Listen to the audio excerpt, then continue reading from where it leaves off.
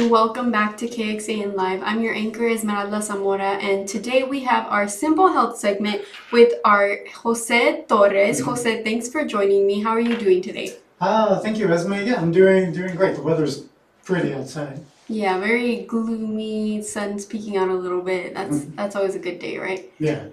So today, jumping into the conversation that we're going to talk about, you wrapped up a few interviews for this story, and you just kind of finalized the story. I got to read a little bit about what we were going to talk about today, but I kind of want you to explain a little bit about your story. Tell me, what is this topic and who you interviewed?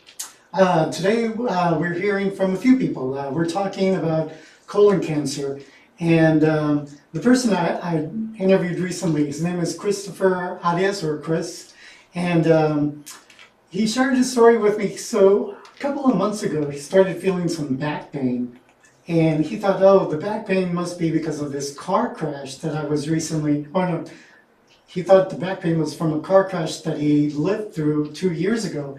That car crash was a pretty crazy experience. He and his family were driving and were sideswiped from this 18-wheeler, and they almost lost their lives in that crash.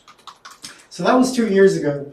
2 months ago, he started feeling that back pain, and so he thought it was the return of what he felt after that car crash. Well, then that back pain recently started spreading to his abdomen, and then he started to notice that he was losing weight. So he knew something was wrong, and he went to the doctor to go and get some tests done. And 12 days ago, the doctor said what he didn't expect and didn't want to hear. He has stage 4 cancer, stage 4 colon cancer. And Jose, this news came to him pretty quickly in the last 12 days, and this is a life-changing experience for him. What did he have to say in regards to what's going on? So I spoke to him. I spoke to his mother, who is helping with some of the appointments and insurance filings. Chris is a father of 4. He has 2 sons, 2 daughters. The oldest one is 17. The youngest is 6. And he told me that they don't want to leave his side. They want to be with him every day. They just want to spend as much time as they can with him. So you're going to hear with this conversation that I had with him and his mother, you're going to hear how his life has changed, how his life is now, and also the emotional toll that it's taken on him and his family. A lot's changed. I'm mostly inside, in bed, and now that I have the recliner, I just can sit here. I hardly eat now. The appetite is not there. I get real lightheaded. I feel sick all the time, of course. But it's mostly staying home, because when I do get out, I get real weak walking, with the back pain, the abdominal pain, and in general the energy I don't have to move around like I used to. So it's really just staying home and keeping my mind busy. With the family coming over, it's been a big help. They're visiting every day. Does the mom talk? Trying to show their support and be here. It's going to be the last. I really don't know where I'd be if I didn't have my family, because How proud he is. You go get yourself. It's been real hard to adjust to this, knowing I've been the one my whole life helping everybody out and being there for them, and knowing I can't do that anymore. It's very hard, because I was always the one taking care of everybody, their needs, their wants, their just making sure everybody's okay. And now it's hard, because I don't have any energy to do any of that no more. So it's been really hard. You know, Chris always told me, Mom, you deserve the world. I said, I don't need the world. I need my son. And it's been hard, but I'm a mother. Mothers don't wear capes. They wear smiles and do what they can do for their children. And I have faith in my God. He can perform miracles. And if it's His will, it will do. But we're here for Chris. Take care of yourself so you don't have to be in my shoes, knowing what's going to happen to my son. And I pray for everybody that's going through this. We're not the only ones. But if anything I get to you with this message is take care of yourself. Do those yearly exams. If you hurt, don't take it for granted that, oh, it's nothing. Go get checked out. Wow, Jose, that was very compelling, and I'm sure it was a hard interview for you to conduct as well. When you talked to them, what was something that stood out to you? It's that strong family bond, the love that they have. They the insurance, filings and the money concerns. That doesn't really bother them, bother them as much as if they didn't have each other, and that's what's helping them fight and continue on every day. I also had the opportunity to talk to his doctor just to get some perspective on colon cancer, and Chris is in his 30s, so I was interested in asking, is it rare for someone to get colon cancer in their 30s? Because normal guidelines are, get tested at age 45. But if you have a family history of colon cancer, then you would want to get checked out earlier.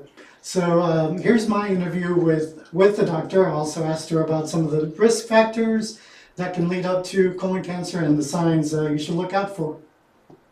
We have recently been noticing and seeing in clinical practice where unfortunately there's younger age groups of patients that are getting diagnosed more and more. And not necessarily even some of them we do genetic testing on and they don't have any family history of cancer. Now, some of our lifestyle factors could affect and impact that. Smoking is a risk factor. Alcohol intake is a risk factor. Eating processed foods is a risk factor. And these are the main risk factors. The signs to look out for when someone has concerns about colon cancer. Number one is change in your bowel habits. Are you more constipated than normal? You feel like your bowel movements are incomplete when you go, or having episodes of diarrhea, or some changes in the bowel habits, or bleeding through the rectum. Sometimes you notice blood in your rectum and you think that, or in your stools, and you think that it could be just due to hemorrhoids, but you cannot ignore that fact that there could be other underlying factors associated with that, and you need to definitely go and check in with your doctor to kind of review your concerns. Jose, not only is his support system consisting of his mother, like who you just talked to, but his family, his children, and also his coworkers. Tell me about what they have been doing to help him along his journey. Yeah, he has an army of angels that includes his family and his coworkers. He works for Satellite Industries. I talked to one of his friends, Nick Foley, and he noticed something was wrong with Chris when he started noticing the sudden weight loss. And after hearing the news, again, just 12 days ago, that he was diagnosed with stage 4 colon cancer, they rallied like they always do, and they came up with a GoFundMe account. And we have that for you right here at KXAN.com with his web story. They're looking to raise money just for medical costs and also for any other things that Chris may need. Chris just recently got a recliner because he's unable to sleep in the regular bed because of the pain. So a recliner is something that is helping him sleep, and so he just got that yesterday. And so any funding that can help towards his treatment and care, they would really appreciate it. And your article is also on our website, KXAN.com. It was just published, so you can find that on the homepage. If anyone would like to go and read up a little more on his story and what Jose has put together, I'm sure you will be putting the link to the GoFundMe pretty soon, right? So people can go in there and donate. Yes. Oh yeah, it's in there right now. Oh, it's in there. Perfect. If you scroll down to the bottom of the story, there's a link there for his GoFundMe account. Yes, there's pictures. Oh, here's a link. There's also more photos of him with his family that you can scroll through and take a look at as well. Jose, thanks so much for sharing this amazing story. Is there anything else you want to leave our viewers with before we wrap this interview up? Well, as far as treatment options go for Chris, tomorrow he's going to find out what those are. He went through some tests recently, and so tomorrow he'll find out the results of those, and depending on those results, he'll find out what that treatment will look like. So we'll keep him in our thoughts and prayers, and hope for a good outcome. Yes, we're all keeping him in our prayers here at KXAN. Thanks for sharing his story with us, Jose. And yes, if anyone would like to go back and read this story, it's on our website, KXAN.com. You can find that on the homepage. Thanks so much for watching.